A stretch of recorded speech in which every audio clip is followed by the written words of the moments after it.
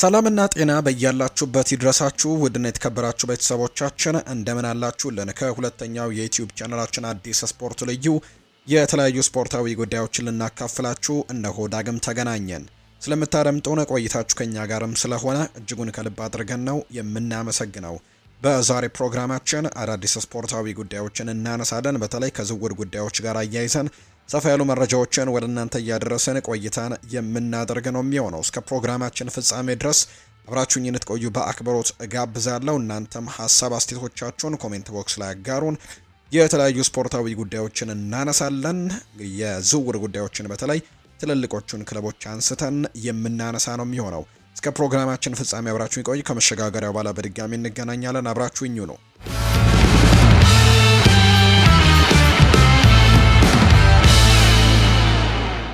ማንቸስተር ሲቲ ወጣቱን ባለተሰጥኦ ኦስካር ቦብን በዚህ ጥር ወር በ20 ሚሊዮን ፓውንድ አካባቢ አሳልፎ ለመስጠት ዝግጁ መሆኑ የተነገረ ሲሆን ኒውካስልም ተጫዋቹን ለማስፈረም ፉክክር ውስጥ እንደሚገኝ ይፋ ተደርጓል። ይህ ባለተሰጥኦ የሆነው ተጫዋች የኖርዌይ ብሔራዊ ቡድን ተጫዋች ነው። በፔፕ ጓርዲዮላ ስብስብ ውስጥም ቋሚ ተሰላፊ ለመሆን ቢታገልም ሳይሳካለት ቀርቷል። በመሆኑም በዚህ ወር ውስጥም ክለቡን ለቆ የመሄድ ዕድሉ ሰፊ ነው የሚመስለው።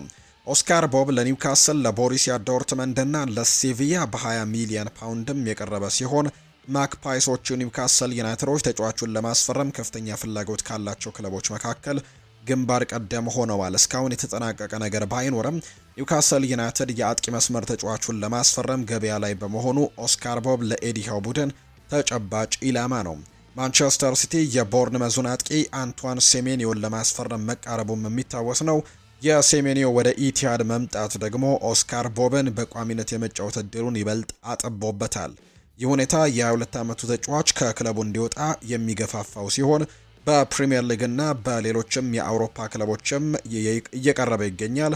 ኒውካስል የዝውውር ፉክክሩን በእርግጠኝነት ያሸንፋል ወይ የሚለው ገና ባይታወቅም እንደ ክሮኒክል ዘገባ ከሆነ ግን ሁኔታዎቹ ተስፋ ሰጪ እንደሆኑ የሚያሳዩ መረጃዎች ናቸው የወጡት። ኒውካስል ለምን እንደ ኦስካር ቦብ ያለ አዲስ ተጫዋች አስፈልገው የሚለውን ስንመለከት የአንቶኒ ጎርደን ጉዳይ ነው። አንቶኒ ጎርደን በዚህ የውድድር ዓመት እንግዲህ መጨረሻ ላይ ምናልባት ክለቡን ሊለቅ ይችላል ተብሎ ይታሰባል። እንዲሁ ደግሞ ሃርቬ ባርነስም በአንዳንድ ጊዜያት ጥሩ ነገሮችን ቢያደርግም በአጠቃላይ የኒውካስል የአጥቂ መስመር ግን ትንሽ የዛለ ይመስላል። እንዲሁ ሌላኛው አንቶኒ ኤላንጋም የሚጠበቅ አይነት እንቅስቃሴን እያደረገ አይደለም። ምንም እንኳን ማንቸስተር ሲቲ ለወጣቱ የክንፍ ተጫዋች ብዙ ድሎችን ባይሰጠውም በቆይታው ግን ድንቅ ብቃትን የሚያሳይ አይነት ምልክቶችን አሳይቶ እንደነበር የምናስታውሰው ነው። ቱርካዊው ጋዜጠኛ ያጊዝ ሳምብኩ እንዲሁ ባለፈው ሳምንት መጨረሻ ባወጣው መረጃ ፌነርባቼ ሊዮን ጎሬትስካን ለማስፈረም ከፍተኛ ፍላጎት ቢኖረውም የሰሜን ለንደኑ ክለብ ቶተንሃም ግን ከተጫዋቹ ወኪል ጋር በመገናኘት በጥር ወር ሊያደርገው ስለሚችለው ድንገተኛ ዝውውር መነጋገሩን ይፋ አድርጓል። የዝውውር ሊሳካ የሚችለው ባየር ሚኒክ ተጫዋቹ እንዲለቅም ፍቃደኛ ከሆነ ብቻ እንደሆነ የሚያሳዩ መረጃዎች ያሉ። ይህ መረጃ በስፋት መሰራጨቱን ተከትሎ ታዋቂው የስካይ ስፖርት ጋዜጠኛ ፍሎሪያን ፕሌተንበርግ ስለ ሁኔታው የሚያውቀውን መረጃ አጋርቷል። ስካይ ስፖርት ስለ ሊዮን ጎሬትስካና ስለ ቶተናም የሰጠው የቅርብ ጊዜ መረጃ እንደ ፕሌተንበርግ ዘገባ ከሆነ ቶተናም ሊዮን ጎሬትስካን በጥር ወር ለማስፈረምም በተጨባጭ እየሰራ አይደለም። ጀርመናዊው ጋዜጠኛ አክሎም አማካዩ በዚህ ዓመት የዝውውር መስኮት ባየር ሚኒክን ይለቃል የሚል ምንም አይነት ፍንጭም እንደሌለን ያረጋገጠው ፍሎሪያን ፕሌተንበርግ በኤክስ ገጹ ላይ ሲናገርም ሌሎች ዘገባዎች ቢኖሩም ቶተንሃም በጥር ወር ሊዮን ጎሬትስካን ለማስፈረም እየሰራ እንዳልሆነ ግን ተረድቻለሁ ብሏል። ይህም በጥር ወር ባየር ሚኒክን እንዲለቅ የሚያሳይ ምንም አይነት ምልክት የለም። ውሉ በክረምቱ ውል ያበቃል። ቪንሶን ኮምፓኒ ለተጫዋቹ ትልቅ ክብር ያለው ሲሆን የሚያሳየው ብቃትም ከፍተኛ ግምት ይሰጠዋል ተብሎ ነው የሚታሰበው። የፕሌተንበርግ መረጃ ትኩረት የሚስበው አሰልጣኝ ቪንሶን ኮምፓኒ ለተጫዋቹ ትልቅ ግምት ይሰጠዋል ማለቱ ነው። ምንም እንኳን ሊዮን ጎሬትስካ በዚህ የውድድር ዓመት በሻምፒየንስ ሊግ ጨዋታዎች ላይ በቋሚነት ባይሰለፍም በቡንደስሊጋው ግን ባየር ሚኒክ ካደረጋቸው 15 ጨዋታዎች ውስጥ በ12ቱ በቋሚነት ተሰልፎ ተጫውቷል። የሊዮን ጎሬትስካ ውልም በክረምቱ ወቅትም የሚያበቃ በመሆኑ ባየር ሚኒክ ከባድ ውሳኔ ከፊቱ ይጠብቀዋል ተብሎ ነው የሚታሰበው። ተጫዋቹን በነፃ ዝውውር ማጣት ወይም ደግሞ አሁንም በመሸጥ ለተወሰነ ገንዘብም ማግኘት ይጠበቅባቸዋል። ይህ ሁለገብ አማካይ በ2018 ከሻልክ በነፃ ዝውውር ባየር ሚኒክን የተቀላቀለ ሲሆን እስካሁን በሁሉም ውድድሮች 287 ጨዋታዎችን አድርጓል። በእነዚህ ጨዋታዎችም 46 ግቦችን ሲያስቆጥር 48 ለግብ የሆኑ ኳሶችን ደግሞ አመቻችቶ አቀብሏል። ሊዮን ጎሬትስካ በተለያዩ ስፍራዎችም የመጫወት ብቃት ቢኖረውም ይበልጥ ውጤታማ የሆነው የመሃል አማካኝነት ወይም ደግሞ ሴንትራል ሚድፊልደር ላይ ሲሆን በዚህም 43 ግቦችንና 40 አጋዥ ኳሶችንም አስመዝግቧል። በተጨማሪም እንደ ተከላካይ አማካይ በመሰለፍም 11 ግቦችንና 18ም አሲስቶችን ማበርከቱ የጨዋታውን ሂደት ከጥልቅ ሆኖ የመቆጣጠር ብቃቱን የሚያሳይ ነው። ምንም እንኳን ፍሎሪያን ፕሌተንበርግ የቶትናምን ወሬ ቢያስተባብልም የተጫዋቹ የውል ስምምነት ሊጠናቀቅ መቃረቡ በጥር ወር ክለቡን የመልቀቅ ዕድሉን ሙሉ በሙሉ ዝግ ያደርገውም የሚል መረጃን ነው እያወጣም የሚገኘው።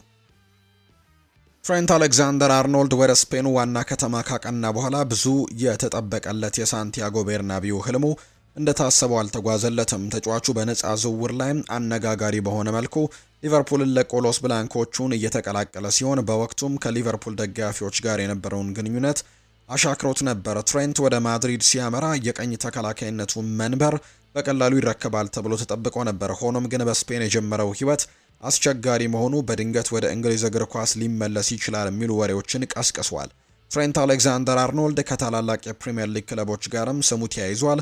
ዲፌንሳ ሴንትራል የተሰኘው የስፔን የመረጃ ምንጭ እንደዘገበው በርካታ ታላላቅ የፕሪምየር ሊግ ክለቦች የአሌክዛንደር አርኖልድን በማድሪድ ያለውን ሁኔታ በጥብቅ እየተከታተሉት ነው የሚገኘው። ማንቸስተር ሲቲ፣ ማንቸስተር ዩናይትድ እና ኒውካስል ዩናይትድ ሁኔታውን በንቃት እየተመለከቱት እንደሆነና ተከላካዩ በክረምቱ የዝውውር መስኮትም ወደ እንግሊዝ ለመመለስ እስከ 40 ሚሊዮን ዩሮ ለማቅረብም ዝግጁ እንደሆኑ ዘገባው ጠቁመዋል። ከፋይናንስ አንጻር ብቻ ሲታይ እንደዚህ አይነቱ ዝውውር ለሪያል ማድሪድ ጥሩ ንግድ ሊሆን ይችላል። የ27 ዓመቱ ተጫዋች ከጥቂት ወራት በፊት በትንሽ ወጪ ያስፈረሙት በመሆኑ በ40 ሚሊዮን ዩሮ መሸጥ ለክለቡ ንጹህ ትርፍን ያስገኝለታል። የእንግሊዝ ክለቦች የማድሪድ ትዕግስት አልቆ እንደሆነ ወይም የተጫዋቹን የመቆየት ፍላጎት ቀንሶ እንደሆነ ለማወቅም ጥረት እያደረጉ ነው የሚገኘው። ምንም እንኳን የዝውውር ወሬዎችና የገንዘብ ጥቅሞች ቢኖሩም ሪያል ማድሪድ በአሁኑ ወቅት ተጫዋቹን የመሸጥ ሀሳብ ግን የለውም። ዲፌንሳ ሴንትራል እንደገለጸው የማድሪድ አመራሮች በአሌክዛንደር አርኖልድ ላይ ሙሉ እምነትም አላቸው። የቀረቡትንም ጥያቄዎች ለመስማት ዝግጁ አይደሉም። ከሁሉም በላይ ደግሞ ተጫዋቹ ራሱ በስፔን ስኬታማ ለመሆን ቆርጦ ተነስቷል። ዘገባው አክሎም አሌክዛንደር አርኖልድ መሄድ አይፈልግም ብሏል። አሁን እያጋጠሙት ያሉት ችግሮችም ሊጉ፣ ሀገሩና ታክቲኩ ሲቀየር የሚያጋጥሙ ተፈጥሯዊ የለውጥ ሂደቶች እንደሆኑ ተጫዋቹም ያምናል። በክለብ ውስጥም በማድሪድ ሁሉም ሰው ያምነዋል የሚል ጠንካራ አቋም ነው ያለው። ጉዳትና የብቃት መውረድ በማድሪድ ቆይታው ላይ እንቅፋት ሆኖበታል። ለዝውውሩ ወሬው ደግሞ መነሻ የሆነው አሌክዛንደር አርኖልድ በሜዳ ላይ የሚጠብቀውን ብቃት ማሳየት አለመቻሉ ነው። በላሊጋ የመጀመሪያዎቹ ወራት በተደጋጋሚ ከሚያጋጥሙት የጉዳት መረጃዎች ምክንያት የተቆራረጡ ጨዋታዎችን ለማድረግ ተገልጿል። ይህም በሊቨርፑል ቤት የነበረውን አይነት ተጽዕኖ ፈጣሪነትና ጨዋታን የመቆጣጠር ብቃትም እንዳይደገም አድርጎታል። የክለቡ አመራሮች ድጋፍ ባይለየውም ሳንቲያጎ ቤርናቢው ግን ከባድ ስፍራ ነው። የሪያል ማድሪድ ደጋፊዎች በትዕግስት ማጣታቸው ይታወቃሉ። ትሬንትም አሁንም እየደገፉት ቢሆንም ከሱ የሚጠበቀውን ውጤት ግን እጅግ ዝቅተኛ ነው። የጉዳት ችግሮች ሲቀረፉ እንደ አንድ ጋላክቲኮ ታላቅ ብቃቱንም እንዲያሳይ ይጠበቅበታል ተብሎ ነው የሚታሰበው። በሪያል ማድሪድ ስምና ዝና ጊዜ ሊያስገኝ ቢችልም በክለቡ መቆየት የሚቻለው ግን በሜዳ ላይ በሚታየው ምርጥ ብቃት ብቻ እንደሆነ የሚታወቅ ነው። የአርሰናሉ አሰልጣኝ ሚኬል አርቴታም ክለቡ የቡድኑን ጥንካሬ ለማሳደግና እጅግ ተወዳዳሪ በሆነው የውድድር ዘመን የጀመረውን ግስጋሴ ለማስቀጠል በጥር የዝውውር መስኮት ንቁ ተሳትፎ እንደሚያደርግ ግልጽ አድርጎ አስታውቋል። አርሰናሎች በአሁኑ ወቅት በእንግሊዝ ፕሪምየር ሊግ እና በቻምፒየንስ ሊግ የደረጃ ሰንጠረዥን እየመሩ የሚገኙ ሲሆን በካራባው ካፕ ደግሞ የግማሽ ፍጻሜ ደረጃ ላይ ደርሰዋል። ቡድኑ በሁሉም ግንባሮች ለዋንጫ እየተፋለመ ባለበት በዚህ ሰዓት በጥር የዝውውር መስኮት ተጨማሪ ተጫዋቾችን ወደ ስብስቡ የመቀላቀል አስፈላጊነትም ሊጨመር እንደሚችል የሚታመን ነው። ምንም እንኳን አርሰናል በሁሉም ቦታዎች ላይ ተሰጥኦ ያላቸው ተጫዋቾችና በቂ ተቀያሪዎች ቢኖሩትም የአሰልጣኙ አስተያየት ግን ክለቡ በጥር ወር ላይም ትልቅ ምቾት እንዳለው የሚያሳይ ነው። ስለ አርሰናል እቅድ በግልጽ የተናገሩት አርቴታ በክረምቱ የዝውውር ገበያ ላይም እድሎችን በፍጥነት ሊፈጥሩ ስለሚችሉ ዝግጁና ተለዋዋጭ መሆኑ አስፈላጊ መሆኑንም አሳስበዋል። ፋብሪዚዮ ሮማኖ እንደተናገረው ከሆነ አርቴታን ሊያስረዱ በጥር ወርም ቡድናቸውን ለማጠናከር በንቃት እየተመለከቱ ይገኛሉ። እንደ ተጫዋች መገኘትም ወይም አቫይላቢሊቲ ሁኔታ የዝውውር መስኮቱ ክፍት ነው። አርሰናል ግን ስለዚህ ገበያውን መመልከትም ይኖርበታል። እንግዲህ ስራውን በሚገባ መዘጋጀት ነው፣ ምክንያቱም አንድ ነገር ሊፈጠር ይችላል ብለው ያምናሉ። በአርቴታና በስፖርቲንግ ዳይሬክተሩ አንድሪያ ቤርታ ስርም ክለቡ ለጊዜያዊ መፍትሄ የሚሆኑ ተጫዋቾችን ይልቅ የታክቲክ ፍላጎታቸው ጋር ለረጅም ጊዜ ራዕያቸው ጋር የሚጣጣሙ ተጫዋቾችን በማስፈረም ላይ አተኩረዋል። አርሰናሎች በክረምቱ የዝውውር መስኮት እንደ ቪክተር ዮኬረሽ፣ ኢብሪቼ ኢዜ፣ ኖኒ ማንዱዌኬ ያሉ ተጫዋቾችን በማስፈረምም ስኬታማ ጊዜ ማሳለፋቸው የሚታወስ ነው። የጥር ወር ግን የተለየ ፈተና ነው። ጉዳቶች፣ ቅጣቶችና የጨዋታ መደራረቦችም ክለቦች በውድድር ዓመቱ አጋማሽ ላይ ፍላጎታቸውን ዳግም እንዲገመግሙ ያስገድዳቸዋል። የአርሰናል ቀዳሚ ምርጫዎች በሚቀጥሉት ሳምንታት በቡድን ውስጥ ባሉ ተጫዋቾች ጤንነትና የተመሰረተ ይሆናል። አርሰናሎች ስለ ካይ ሃቨርትስ መመለስ አዎንታዊ ጊዜን ያገኛሉ ተብሎ ነው የሚጠበቀው። በኤምሬትስ ስቴዲየም ከብራይተን ጋር በነበረው ጨዋታ የማል ተከላካዩ ጋብርኤል ማጋለሽ ከብራዚል ብሔራዊ ቡድን ጋር በነበረው ቆይታ የደረሰበት ጉዳት አገግሞ ወደ ሜዳ መመለሱ አርሰናል የፕሪሚየር ሊጉን መሪነትም ለማስጠበቅ ያለውን እድል አሳድጎታል ነው የተባለው። የአርቴታ አስቴት አርሰናል በዝውውር ገበያው ላይ ያለውን እምነት እያሳደገ መምጣቱን ያሳያል። አሰልጣኙ ተስማሚ ተጫዋች የሚገኝ ከሆነ ክለቡ እርምጃ ለመውሰድም እንደማያመነታ ፍንጭ እንደሰጡ ነው ዘገባው የጠቆመው። ሊቨርፑል ለረጅም ጊዜ ሲከታተለው የነበረው ማርክ ጉሂን ለማስፈረም በሚደረገው ጥረት ትልቅ መነቃቃትን አግኝቷል። የክሪስታል ፓላሱ ካፕቴን ጉሂም በ2026 ወደ አንፊልድ የማቅናት እድሉ ሰፊ እንደሆነ የሚያሳዩ መረጃዎች እየወጡ ነው። ምክንያት ከተባለ ደግሞ ሌሎች ክለቦች ቀስ ብለው ከዚህ ዝውውር እየወጡ የሚገኙበት እድል በመኖሩ ነው። ለምሳሌ ያክል ባርሴሎና ይህንን ተጫዋች ለማስፈረም ትልቅ ፍላጎት ነበራቸው። ነገር ግን አሁን ላይ ከዚህ ዝውውር ራሳቸውን ማምጣታቸው እየተነገረ ነው። ይህም ደግሞ ለሊቨርፑል በጣም ጥሩ አድርጎላቸዋል። ጉሂ በክሪስታል ፓላስ ቆይታው ጥሩ ነገርን ማሳየቱ የሚታወስ ነው። ከጥር 1 ጀምሮ ደግሞ ይህ የእንግሊዝ ብሔራዊ ቡድን ተከላካይ በሴልኸርስት ፓርክ ያለው የውል ስምምነት በመጨረሻዎቹ 6 ወራት ላይ ይገኛል። ይህ ማለት ከሌሎች ክለቦች ጋር በህጋዊ መንገድ የቅድመ ውል ስምምነት መፈራረም የሚችልበትን እድል ይሰጠዋል ማለት ነው። ይህ ሁኔታ ደግሞ ስለ ወደፊት ቆይታው የሚነሱ ወሬዎችን ይበልጥ ያባባሰው ሲሆን በርካታ የአውሮፓ ክለቦችም ሁኔታውን በቅርበት እየተከታተሉት ነው። የሊቨርፑል ፍላጎት አዲስ አይደለም። ሊቨርፑሎች ባለፈው ክረምትም የዝውውር መስኮት መዝጊያ ቀን ላይም ማርክ ጉሂን ለማስፈረም እጅግ ተቃርበው የነበረ ቢሆንም በወቅቱ ግን ድርድሩ ሳይሳካለት ቀርቷል። ከዚያን ጊዜ ጀምሮ ሊቨርፑል ተጫዋቹን በቅርበት መከታተሉን የቀጠለው የማርክ ጉሂ የመሪነት ብቃትና ወጥ የሆነ አቋምም ለሊቨርፑል የተከላካይ ክፍልም ለረጅም ጊዜ የሚዘልቅም ጠቃሚ ግኝት እንደሆነ ጭምር ነው የሚያምኑት። ታቮሊየር አሁን ይፋ እንዳደረገው ከሆነ ሊቨርፑል አሁንም በዝውውር ፉክክሩ ቀዳሚ ሲሆን ባርሴሎና ግን ፉክክሩ ላይ ወጥቷል። ጋዜጠኛው በኤክስ ገጹ ላይ እንዲህ ብሏል። ባርሴሎና ማርክ ጉሂን የማስፈረም ሀሳቡንም ሊተወው ተቃርቧል። እንግሊዛዊው ተከላካይ ስለ ወደፊት ቆይታው በቅርቡ መወሰን ይፈልጋል። የባርሴሎና የደሞዝ ጥያቄ ደግሞ ከእንግሊዝ ክለቦች ከቀረበለት ያነሰ ነው። ሊቨርፑል አሁንም ማርክ ጉሂን ለማስፈረም ፉክክሩን እየመራ ነው። ምን እንደሚፈጠርም ይጠበቃል። ለካታላኑ ክለብ ባርሴሎና ዋናው እንቅፋት የገንዘብ ጉዳይ እንደሆነ ነው የሚታመነው። ባርሴሎና በሌሎች ክለቦችም በተለይም በእንግሊዝ ክለቦች ለማርክ ጉሂ የቀረበለትን የግል ጥቅምና ደሞዝን ከነሱ ጋር አመሳስለው ማቅረብ እንደማይችሉ ይሰማቸዋል። ሊቨርፑል ግን ትዕግስት ዋጋ ሊያስገኝ ይችላል ተብሏል። ባርሴሎና በገንዘብ መፎካከር ባለመቻሉና ሌሎች የአውሮፓ ክለቦች እስካሁን ተጨባጭ እርምጃዎችን ባለመውሰዳቸው ሊቨርፑል ማርክ ጉሂን የራሳቸው ለማድረግም ምቹ ሁኔታ ላይ ይገኛሉ ተብሎ እንደሚታሰብ መረጃው እየወጣ ነው የሚገኘው። ኤቨርተን በጥር የዝውውር መስኮት የዳቪድ ሞይስን ስብስብ ለማጠናከር ለማለም ለማንቸስተር ዩናይትድ 2 ተጫዋቾች ጥያቄ ሊያቀርቡ እንደሆነ ተነግሯል። እንደ አይኒውስ ዘገባ ከሆነ የመርሲሳይዱ ክለብ ከፍተኛ የዝውውር ሂሳብ ሳያወጡ የቡድኑን ጥራትና ጥልቀትም ሊጨምሩ የሚችሉ የገበያ እድሎችን እየገመገመ ይገኛል። ሁለቱም የዩናይትድ ኮከቦች ወዲያውኑ ተጽዕኖ ሊፈጥሩ የሚችሉ የአጭር ጊዜ መፍትሄዎች ተደርገው ተወስደዋል። የኤቨርተን የዝውውር ቡድን በፕሪሚየር ሊጉ ለመጫወትም ዝግጁ የሆኑ የሊጉን አካላዊ ፍላጎት መቋቋም የሚችሉና በቴክኒካል ረገድም ብቃት ያላቸው ተጫዋቾችን ቅድሚያ እንደሚሰጥ ነው የታወቀው። ገና የ20 ዓመት ወጣት የሆነው ኮቢ ማይኖ ከቅርብ ዓመታት ወዲህ ከዩናይትድ አካዳሚ ከወጡ ምርጥ እንቅስቃሴዎች መካከል አማካዮች መካከል አንደኛው ነው። ኮቢ ማይኖ ቀድሞውኑ ለእንግሊዝ ብሔራዊ ቡድን መሰለፍ የቻለ ሲሆን በእርጋታው ደግሞ አጫወቱም በቦታ አያያዝ ብቃቱና ጫና ውስጥ ሆኖ ኳስን ወደፊት በማድረስ ችሎታው ብዙዎችን አስደምሟል። ሆኖም ግን ዩናይትድ አስቸጋሪ የውድድር ዘመንን እያሳለፈ በመሆኑ እና በመሃል አማካኝነት ስፍራ ላይ ደግሞ ለሚደረጉ የተጫዋቾች ሽክርክርም ኮቢ ማይኖ በቋሚነትም የመጫወት እድልን እንዲያጣም አድርገውታል።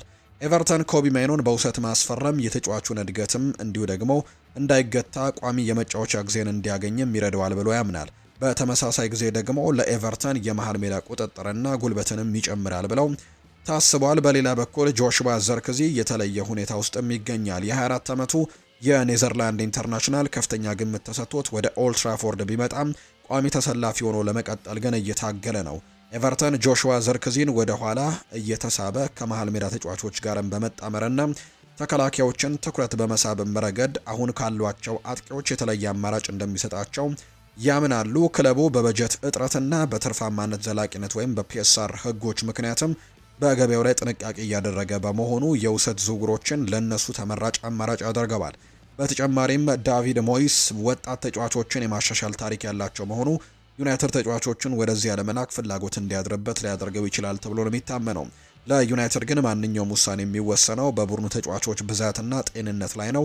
ጉዳቶች፣ የብሔራዊ ቡድን ግዳጆችና ከብዙ ውድድሮች ላይ ተፎካካሪ ሆኖ የመቀጠል አስፈላጊነት ተጫዋቾች በጊዜያዊነት እንኳን እንዲለቁ ለመፍቀድ ሊያቅማሙ ይችላሉ ተብሎ ነው የሚታሰበው። ይህ ቢሆንም ሁለቱም ኮቢ ማይኖና ጆሹዋ ዘርክዚ ከፍተኛ ደረጃ ቋሚ እግር ኳስን የሚያገኙ ከሆነ ለውይይት ግን ዝግጁ እንደሆኑ ይረዳሉ ተብሎ ነው መረጃው እየወጣ የሚገኘው። ማንቸስተር ዩናይትድ የተለያዩ ተጫዋቾችን ለማስፈረም በዚህ ጥር ተጫዋቾች የዝውውር መስኮት እንደሚሞክር ይጠበቃል። ፖርቱጋላዊው የመሃል ሜዳ ተጫዋች ሩበን ኔቬስ አንደኛው ነው። ወደ እንግሊዝ ፕሪሚየር ሊግ መመለስ ፍላጎት እንዳለው እየተነገረ ነው። ተጫዋቹ በአሁኑ ሰዓት በሳዑዲ አረቢያው አልሂላል የሚገኝ ሲሆን እንደ ማንቸስተር ዩናይትድ፣ ኒውካስል እና ሊድስ ዩናይትድ ያሉ ክለቦችም እሱን ለማስፈረም ከፍተኛ ፍላጎትን ያሳዩት። እንደ ቶክ ስፖርት ዘገባ ከሆነ አልሂላል ለተጫዋቹ የውል ማራዘሚያ ጥያቄ አቅርቦለታል። ሆኖም ተጫዋቹ አዲስ ውል ካልፈረመም ክለቡ በጥር የዝውውር መስኮት በ15 ሚሊዮን ፓውንድ ብቻ ለመሸጥም ፍቃደኛ ሆኗል። ይህም ለተጫዋቹ ጥራትና ልምድ አንጻርም በጣም ተመጣጣኝ ዋጋ እንደሆነ ይነገራል። ሩበን ኔቬስ ከዚህ ቀደም የወልቨርሃምፕተን ወንደርስ ተጫዋች በነበረበት ቆይታም በእንግሊዝ እግር ኳስ የተሳካ ጊዜን አሳልፏል። እጅግ ድንቅ የሆነ የኳስ ማቀበል ችሎታም ያለው ሲሆን ከርቀት ግቦችን የማስቆጠር ልዩ ተሰጥኦም አለው። ማንቸስተር ዩናይትድ፣ ኒውካስል እና ሊድስ ዩናይትድ በመሃል ሜዳ ላይ ጨዋታውን መቆጣጠር የሚችልና ብልህ ተጫዋቾች ስለሚፈልጉ ሩበን ኔቬስ በእነዚህ ክለቦችም ትክክለኛ ምርጫ እንደሆነ እየተነገረ ነው። ሩበን ኔቬስ አሁንም በከፍተኛ ደረጃ የመወዳደርና ዋንጫዎችን የማሸነፍ ፍላጎት አለው። ማንቸስተር ዩናይትድ እና ኒውካስል ያላቸው ትልቅ ፕሮጀክት ተጫዋቹን ሊስበው እንደሚችል ቢገመትም ተጫዋቹ ወደ አውሮፓ ለመመለስ የሚወስነው ውሳኔ ግን በቅርቡ ይታወቃል ተብሎ እንደሚታሰብ ነው መረጃዎቹ የወጡት። በቅርብ ሳምንታት ውስጥ የ19 ዓመቱ የጀርመኑ ኮሎኝ ክለብ ኮከብ የሆነው ሰኢድ ኤልማላ ክለቡን ለቆ ሊወጣ እንደሚችል ሲነገር ቆይቷል። ወጣቱ ተጫዋች በጀርመን ውስጥም በቆይታው አስደናቂ ብቃትን እያሳየ የሚገኝ ሲሆን በዚህ የውድድር ዘመን በ6 ጨዋታዎች ብቻ 9 የግብ ተሳትፎችን ጎልና አሲስት ማድረግ ችሏል።